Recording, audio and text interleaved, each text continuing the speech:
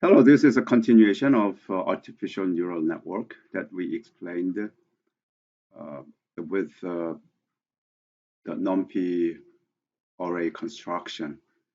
In this module, we are going to convert these functions to be defined sigmoid and then compute.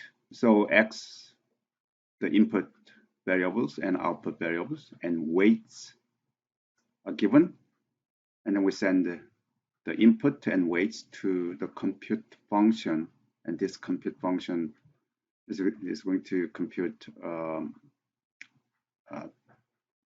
the product of between the input data and weight, and then we activates the function, the sigmoid, and then we run it. It's going to be like this. All right. And in the next module, we are going to include the feed forward function.